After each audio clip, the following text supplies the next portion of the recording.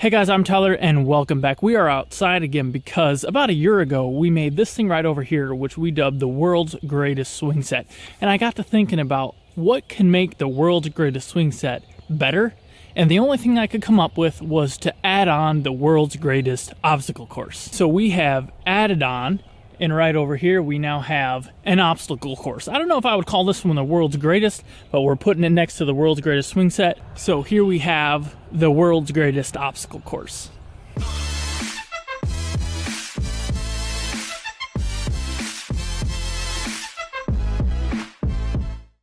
There will be plans for this on my website, DIYTyler.com. Link to that down in the description below. And if you are watching this before Father's Day 2018, you can get these plans for $0, absolutely free. Rigid Power Tools, a longtime sponsor of this channel, is providing you fathers and you dads and everybody else these plans for free using the promo code RIGIDDAD. Follow the link down in the description below and download your plans right now.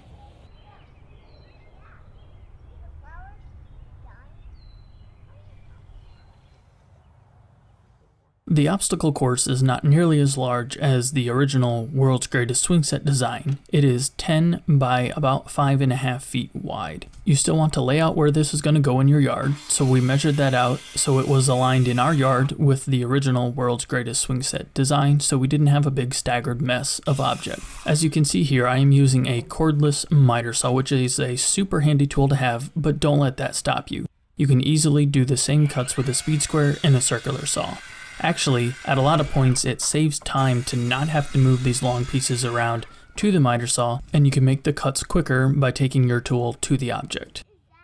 After getting a bunch of stuff cut up based off of my plans, it is time to move on to a little bit of assembly.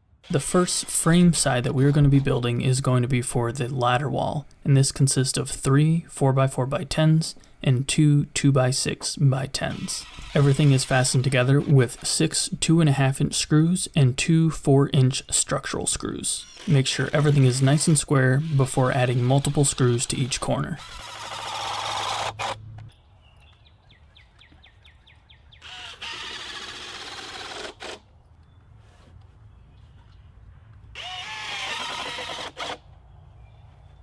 Assembly is much the same for the other side, which is going to be holding the island swings, except the bottom of this one is a 2x4 instead of a 2x6 to help minimize the object in the way if the kids do fall off the islands. Take note of the special measurements for the beam that holds the island in place and the spacers which go along with it. I am screwing them in place with 2 2.5-inch deck screws per side, and there'll be an additional 2 screws on the other side when the whole thing is assembled. With the help of one of my brothers, we stood up both sides and secured the rim joist on either end to attach it all together. I do want to make an important note about the quantity of screws that you see me drive in the videos. I'll normally only drive 1 or 2 screws so that you can actually see where I am putting them in, but pay attention to the plans for the actual quantity of screws that is suggested. Add that second side of the island beams and screw in place, and then screw to your heart's delight, making everything nice and sturdy. And now you can go ahead and measure out some 2x4x10s for your ladder wall. A side note, this is 10-foot lumber, but it's actually a little bit longer, so even if you're buying what you think might be 10 or 12-foot lumber, always measure and make sure you don't have to cut. And we installed these in place by measuring on either side of the obstacle course from the ground up, and then my brother and I held them in place and fastened into position with 2.5-inch deck screws.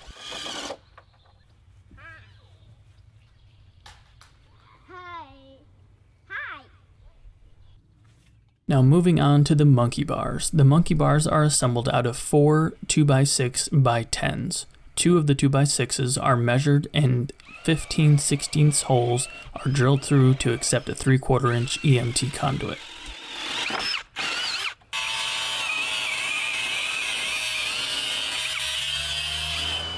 When you think of 3/4-inch conduit, you don't often associate it with being very strong, but this 3/4-inch conduit is shockingly strong and perfect for this application.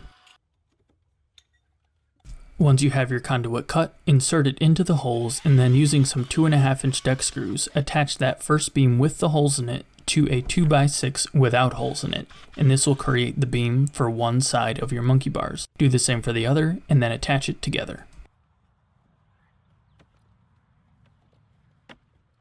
To assist in getting the monkey bars into position, I highly recommend attaching a board that overlaps the end a little bit, and this is only temporary. So screw it into place, lift your monkey bar assembly into position, and then you can drop it down on that temporary board, and it will hold it in place while you fasten the screws from the outside. The assembly is fastened into place with 8 2.5-inch deck screws on either side, and there will be more that we add, but first I'm going to go underneath the monkey bar assembly and prevent the conduit from rotating by driving a 2.5-inch screw up tight against that conduit.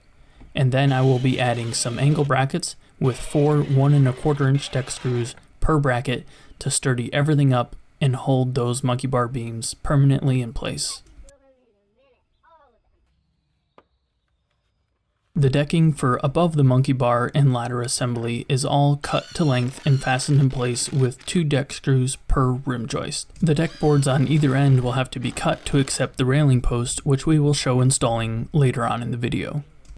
The rock wall is assembled using deck boards fastened with 2 2.5-inch deck screws on either end, and then the rock wall assembly, which I purchased from Amazon, is bolted into place.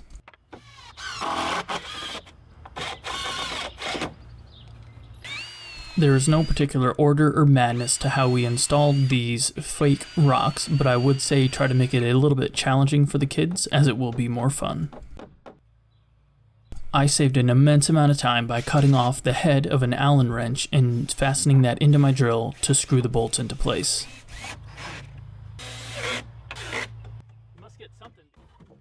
And here you can see how the railing beam is bolted into place before that final deck piece. It is fastened to the right side of the monkey bar assembly and bolted into place using 4-inch structural screws. And based off of those railing posts that went up, you can level all of the rest of the railing from there. Go down, a little more, a little more, a little more. Okay, right there. A few little helping hands go a long way, even if they rest half the time.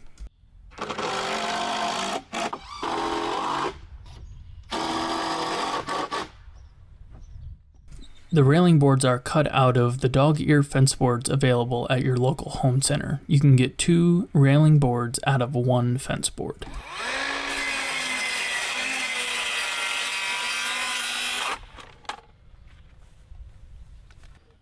And these are all fastened to the railing using 1 5/8-inch deck screws, and the spacing is 3.5 inches. Pick one corner and work your way all the way across on the long sides, and on the short where the railing post was added, start from that railing post and work your way to the corner.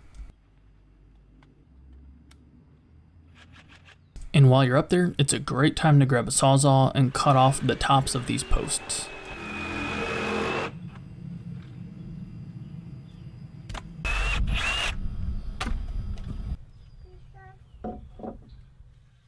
On either side of the obstacle course, there are 2 benches which allow the kids to stand on them and safely reach the monkey bars. These are assembled using 2x6 material and some brackets that were assembled using 2x6 material and cut diagonally.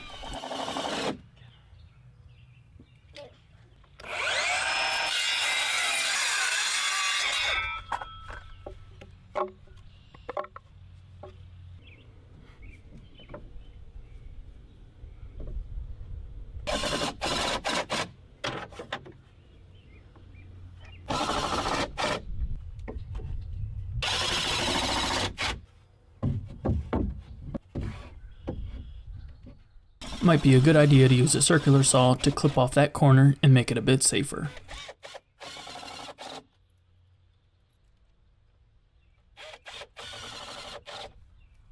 Probably the coolest part about this entire build are the island swings, the base of which are cut from a 2x12, 11.25 inches. Oh, there you go. Can you lift it up a little more? A little more? There you go, perfect. Hold on.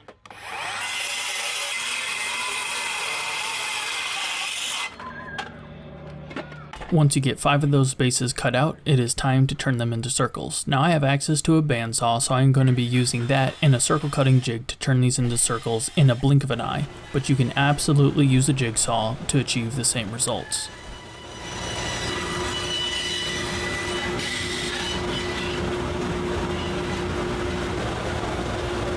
Once you have your 5 circles cut out, use a 15/16 drill bit to drill a hole right through the center, and this will accept the 3/4 inch conduit.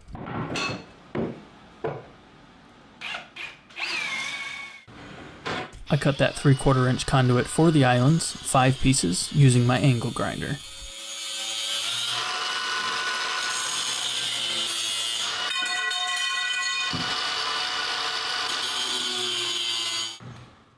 To accept the chain and the chain links, we will use a hammer to flatten either end of the EMT conduit. Be sure to hammer from both sides so you get a nice even flat end. Make note that we only want to flatten one side for now so that we can slide the shaft collar and the island base on. In that flat end, we're going to drill a 3/8 inch hole. Now install one of your shaft collars, 15/16 inch shaft collar, one of your bases, and put another shaft collar over the top. All of these are going to be tightened down 6 inches from the bottom.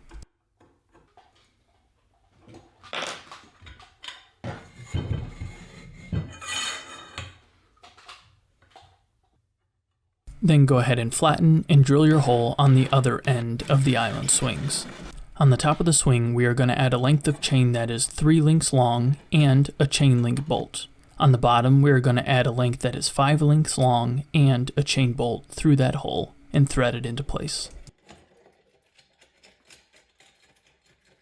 Now the assembly of the islands is done. Moving back out to the obstacle course itself, we're going to use a 1/4 inch drill bit to drill a hole to accept the eye hook, and I like to use an Allen wrench in a drill to tighten down these eye bolts as it saves a ton of time.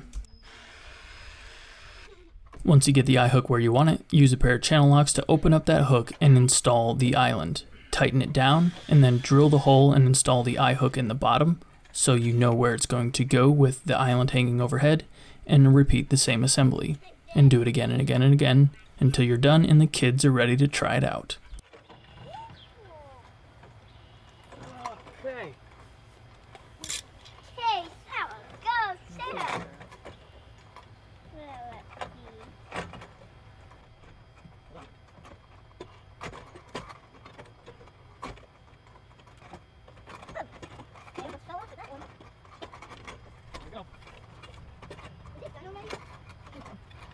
Gotta climb up onto the platform. A rope ladder is installed on one end using the same eye hook technique. What? Now can I go? Put your hands on the peg.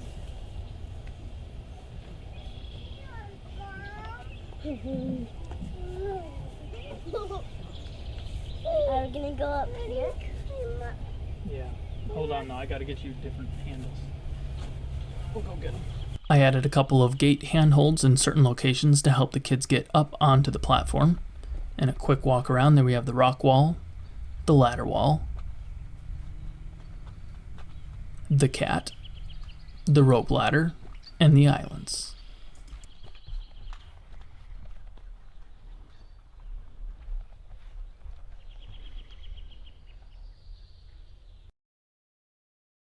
Well, there you have it, a little obstacle course or jungle gym that is perfect for smaller backyards, and your kids will absolutely love it. This is built out of sturdy pressure-treated lumber, and this will last you a long time compared to the kit swing sets that you can buy. I hope you guys enjoyed this. If you did, please hammer that thumbs up button, helps us out a ton, and don't forget about the 100% off promo code until Father's Day 2018. I'm DIYTyler. You guys have a good one.